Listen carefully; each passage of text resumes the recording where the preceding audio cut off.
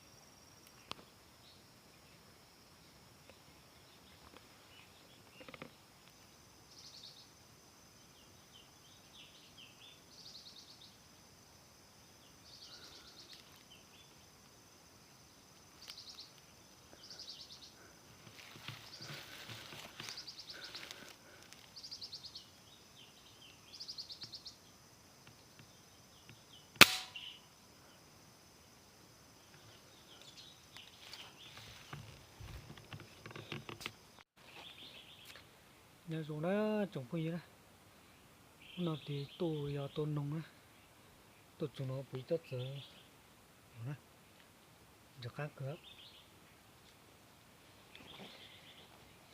giờ ý nu chỉ lấy, có bị tụi nông đó,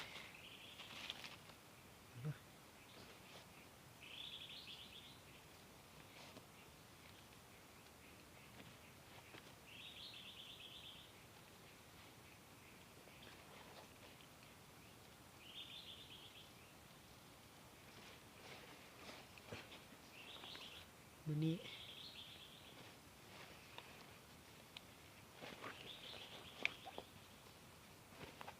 có bị tụi nó đó, giờ bây giờ, để vô, gì nó phải chế xuống đó, phải plus ấy, phụ tôi lên giờ mà ấy, thay luôn rồi bị sai rồi nó, này cơ.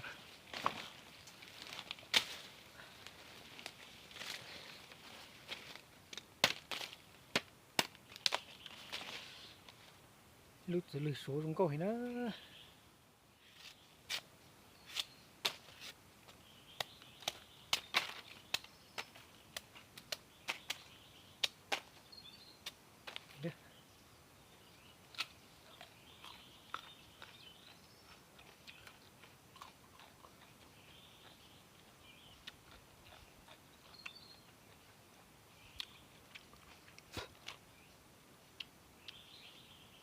cá rồi đó.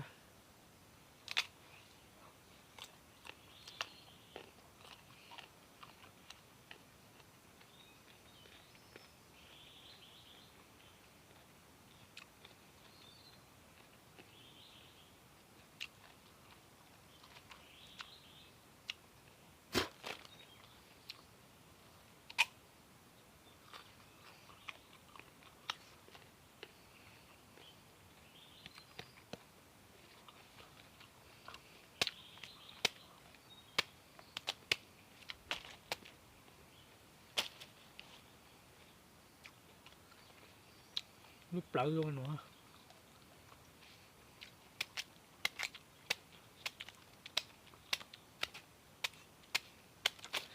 Chẳng qua nó non còn lấy nè, ta mà ta tạo được mà nó đi hết nè, còn lấy cho chả nè.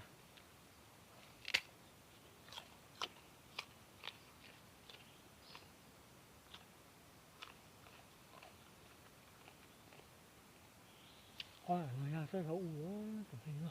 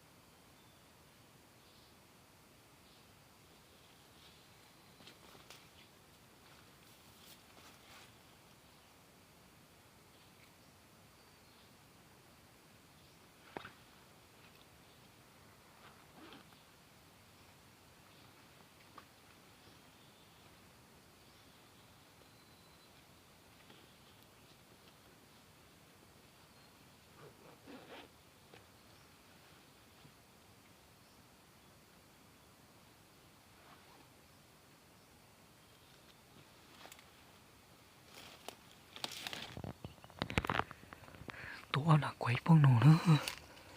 Cái sau sẽ bỏ phụ nữa, sẽ bật tổ nữa. Nặng tổ nổ nữa.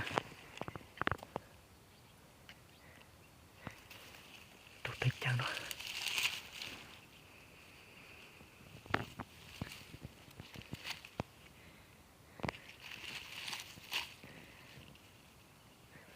Chuối nả nó.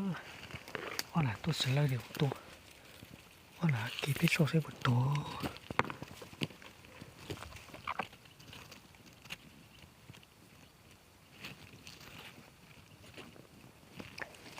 Ôi là tổ cho bây giờ. Cứ bắn mặt tay đâu. Tay đó. Chẳng nhiều hết. Chỉ có cô nú nữa. Tôi cũng để cho tay đó. Tụi quay đó họ nó. Bông họ của mà. Chả chứ lo. Lo là nó sẽ nả trong cầu chất tốt là béo là. Giờ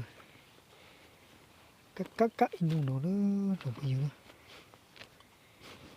lo lên nó sẽ nó cánh nó rồi này tụi nó không có con ru tụi nó tóc lu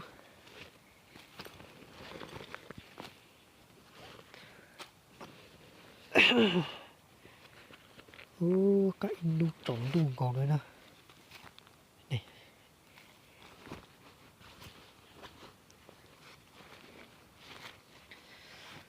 đó bên mướtเลย